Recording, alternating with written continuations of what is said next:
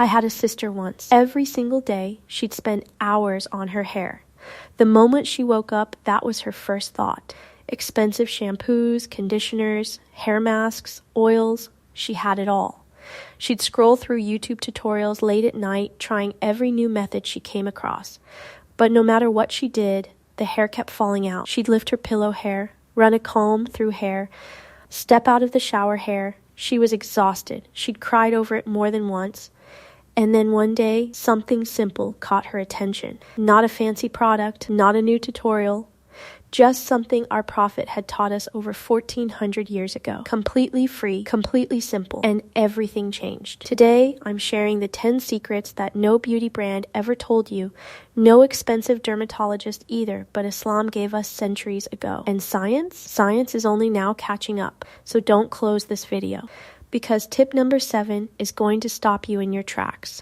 Assalamu alaikum wa rahmatullahi wa barakatuh, and welcome back, my friends. If you're new here, this channel is for you. We talk about Islam, lifestyle, and the practical things that actually make our everyday lives better. Today's topic, hair, and 10 tips you've probably never heard before. Let's get into it right now. Tip 1, comb your hair, but the sun away.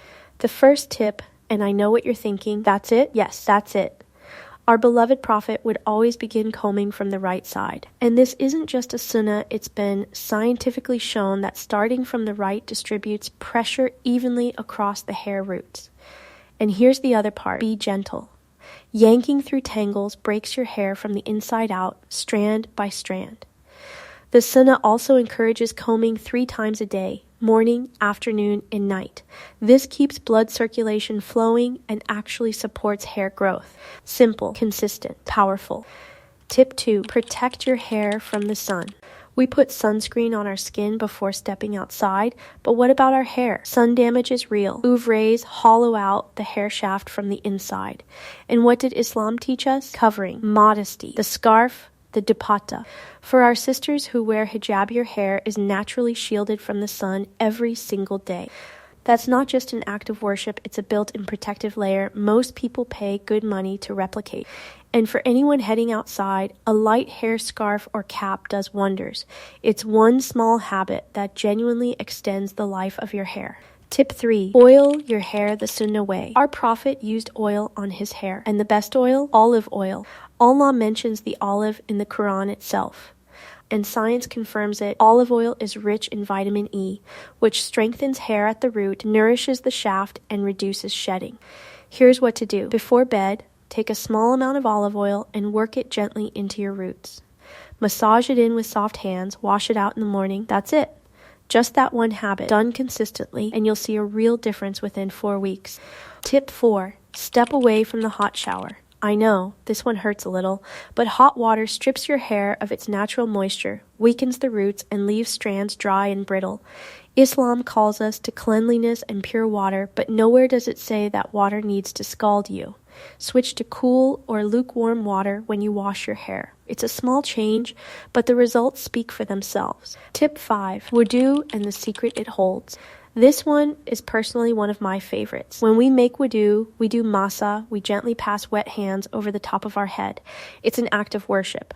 But at the same time, that gentle touch stimulates blood circulation in the scalp. 5 times a day, every day, that light pressure keeps the roots active and healthy. People with a consistent wudu routine tend to have naturally healthier hair. That's not a coincidence. That's the blessing woven into the sunnah. Tip 6. Stop tying your hair so tight, especially at night. Tight ponytails, tight buns, they pull on your roots constantly. And when that tension is there every single day, your hair starts falling out right at the point where it's being pulled. At night, let your hair down, or if you need to tie it, use a loose braid. And remember, it's narrated that our Prophet was gentle with his hair. He tended to it with care, not force. Do the same. Tip 7. The one that'll surprise you most. This is the tip I promised you at the beginning. Stress. Stress is the single biggest enemy of your hair, and science has proven it. Chronic stress weakens hair from the inside, triggers shedding, and shuts down growth. And what did Islam give us 1400 years ago? Dhikr, dua, tawakkul. Ala bi dhikrillahi tatma'innul qulub. Truly, it is only in the remembrance of Allah that hearts find rest.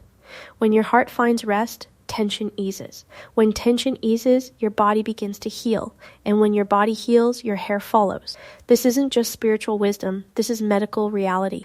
So if your hair is falling out, look at your worries first. Look at your sleep. Look at your peace and turn back to Allah.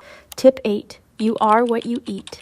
No matter how much you apply on the outside, if your nutrition is off, your hair will show it. Islam calls us to eat halal and tayyib, clean, wholesome, nourishing food. And for your hair specifically, a few things matter most. Eggs, your hair is 90% protein, and eggs are one of the best sources of it. Dates, iron, natural energy, and a Sunnah food that also happens to be incredible for your hair. And black seed, our Prophet told us that in black seed there is healing for every illness except death. Black seed oil applied to the scalp has shown remarkable results for hair health. Fix what's on your plate and your hair will start fixing itself. Tip 9. Keep the chemicals away. Most shampoos on the market are designed to make your hair look good right now while quietly depleting it over time. Look for sulfate-free, paraben-free options. And consider going natural. Sidr, the leaves of the lote tree, is a Sunnah-based natural hair wash that many sisters use with incredible results. Islam has always pointed us back to nature. Natural ingredients, natural outcomes. Tip 10. Taking care of your hair is an act of worship. This last one runs deep. Taking care of what Allah gave you, that's a responsibility. Protecting a blessing is itself a form of gratitude. Our Prophet told us that whoever is grateful for Allah's blessings, Allah increases them. So when you care for your hair with intention, with gratitude, it's no longer just a beauty routine. It becomes worship. Change the intention. The routine stays the same, but the reward, that changes everything. So my friends, that sister I told you about at the beginning, she put down the expensive products. She lowered her stress. She turned toward the Sunnah. She started using olive oil. She fixed her diet. She made her wudu consistent. And within 6 weeks, the shedding stopped. No magic formula. No secret ingredient. Just the Sunnah. Just Islam. Just what had always been there, waiting for her to come back to it.